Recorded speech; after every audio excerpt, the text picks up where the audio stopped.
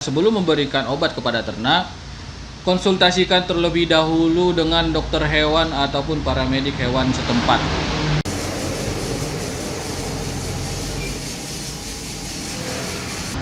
Nah, pengobatan ini dilakukan secara konsisten dan secara terus-menerus sampai hewan ternak tersebut sembuh dan tidak menunjukkan gejala kembali.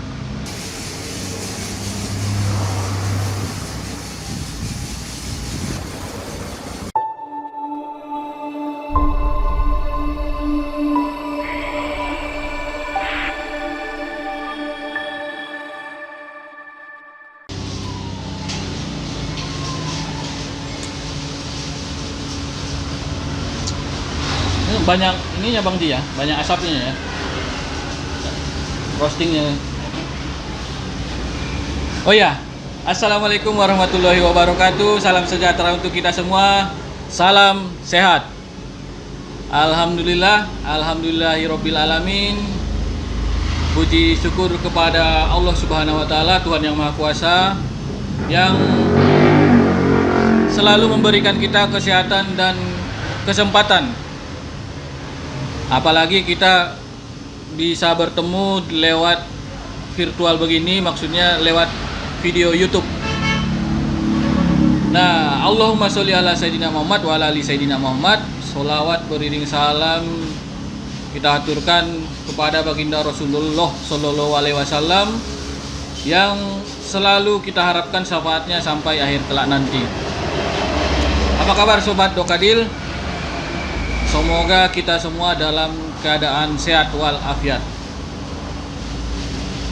Nah, kali ini kita akan membahas tentang pengobatan PMK. Mungkin banyak kawan-kawan Sobat Dokadil yang bertanya-tanya, PMK itu berbahaya, tapi apakah bisa diobati?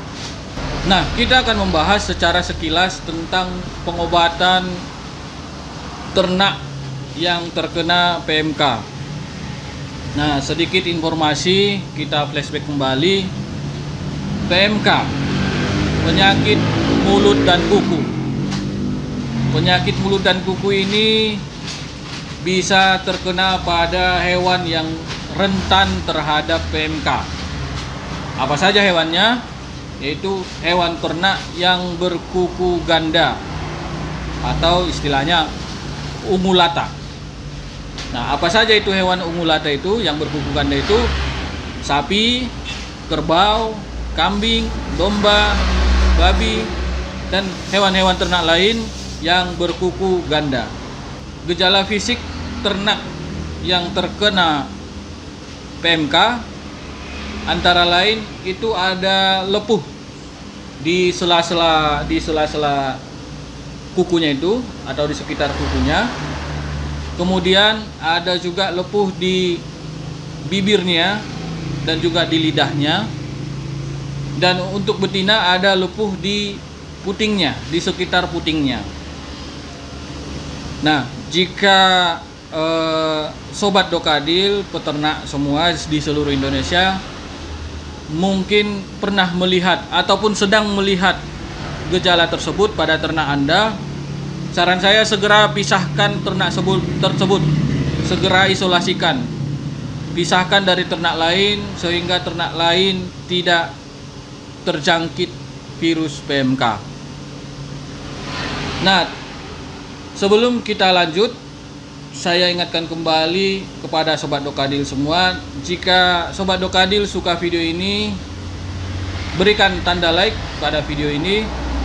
Dan jika Sobat Dokadil belum subscribe ataupun ada Sobat Dokadil yang baru pertama kali melihat video ini, mohon kiranya untuk subscribe channel Dokadil Institute. Tolong bantu saya, tolong dukung saya untuk mengembangkan channel ini. Channel ini saya dedikasikan untuk seluruh peternak yang ada di seluruh Indonesia. Channel ini membahas tentang peternakan dan kesehatan hewan. Kita saat ini sedang berada di kafe teman saya, namanya Bang Aji Swandana. nama kafenya Tes Kopi. Beralamat di Desa Simpang 4, Kecamatan Simpang 4, Kabupaten Asahan, Sumatera Utara. Beliau membuka kafe, bisa dibilang kafe yang sederhana, tapi jangan salah, kopinya enak-enak. Nah, kita lanjut lagi terkait PMK ini. PMK jangan kita takuti, namun selalu waspada. Nah, sedikit informasi, memang angka penyebaran virus PMK ini cukup tinggi, bisa sampai 100%. Namun jangan salah, angka mortalitas PMK ini cukup rendah, atau angka mortalitas itu angka kematiannya cukup rendah. Beberapa literatur yang saya baca ataupun saksikan, angka kematian PMK ini berkisar sekitar 1-5%. Nah, angka mortalitas ini bisa tinggi karena hewan yang terjangkit PMK tidak diobati. Namun saya yakin dan percaya, insya Allah jika hewan ternak yang terkena PMK kita obati, mudah-mudahan hewan tersebut selamat dan tidak mengalami kematian. Nah, sesuai di awal tadi yang saya sebutkan tadi, kita akan membahas tentang bagaimana cara mengobati ternak yang terjangkit PMK. Nah, pengobatan ternak yang terjangkit PMK itu sebenarnya cukup sederhana, saya bilang ya. Nah, bisa kita bilang bahwa penyakit ini disebabkan oleh virus. Nah, mungkin banyak yang belum tahu, Sobat Dokadil semua, bahwa virus itu tidak ada obatnya. Nah, namun di ternak yang terkena PMK ini masih bisa diobati. Caranya adalah dengan pengobatan suportif. Apa itu pengobatan suportif? Pengobatan suportif adalah pengobatan yang dilakukan terhadap ternak tergantung dari gejala-gejala yang dialaminya atau ditunjukkan oleh ternak. Misalnya, ternaknya ada lepuh di sela-sela kukunya, berarti kan sudah terjadi peradangan. Nah, jadi pengobatannya itu kuku-kukunya ini diobati, bisa kita semprotkan antibiotik spray, bisa kita bilas dengan betadin. Nah, kemudian kita berikan dengan anti radang, nah antibiotik dan lain-lain. Nah, begitu juga dengan lepuh yang ada di mulut dan lidahnya, dan juga untuk betina di putingnya. Sama seperti yang saya sebutkan tadi, pengobatannya itu kita berikan anti radang. Itu artinya kan terjadi peradangan, makanya kita berikan anti radang. Nah, jika ternaknya tidak mau makan, dia lemah, lesu, berikan ATP atau penambah tenaga. Nah, jika perlu berikan antibiotik.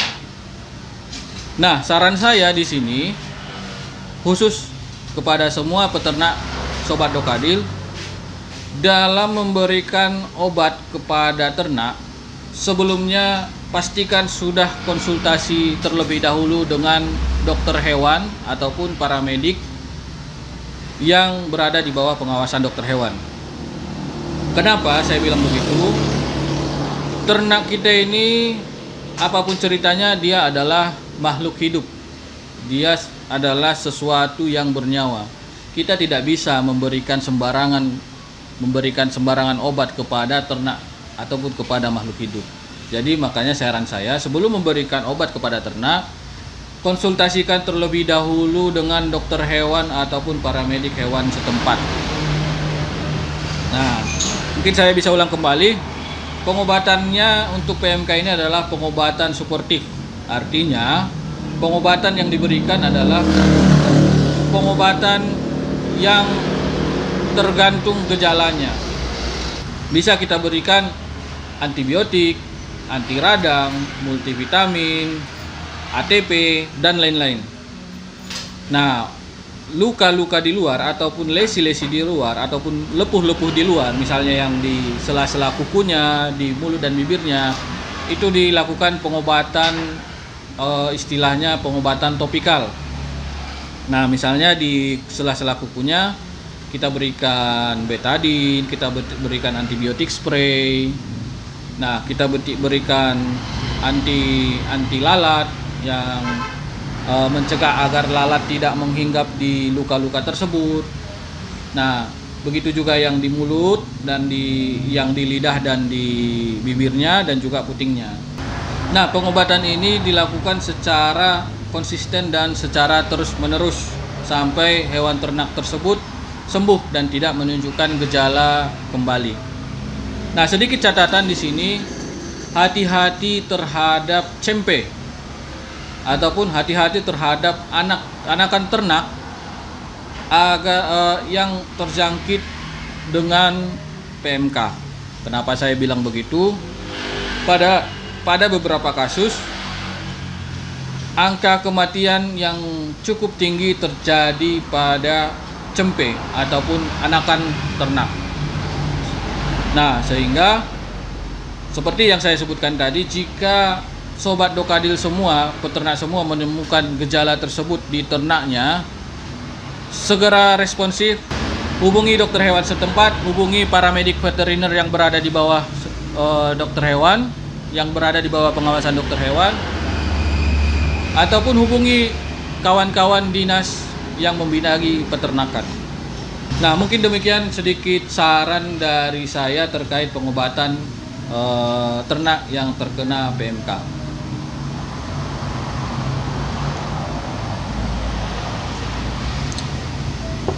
Nah, di awal tadi saya sempat memperkenalkan kafe tempat saya sekarang ini syuting. Nama kafenya Tes Kopi. Nah, selain menyediakan produk kopi di kafenya, beliau juga, Bang Aji ini juga menyediakan roast bean yang siap dikirim ke seluruh Indonesia. Nah, mungkin kawan-kawan penasaran yang mana sih Bang Aji ini? Nah, mungkin ini sedikit bercandaan ya. Bang Aji ini mirip dengan penyanyi yang namanya Oslo Ibrahim. Mungkin Sobat Dokadil semua bisa search di YouTube Oslo Ibrahim. Orangnya mirip sekali dengan Oslo Ibrahim. Menurut saya ya. Nah, Bang Haji, sini Bang. Duduk Bang, duduk. Halo, Assalamualaikum.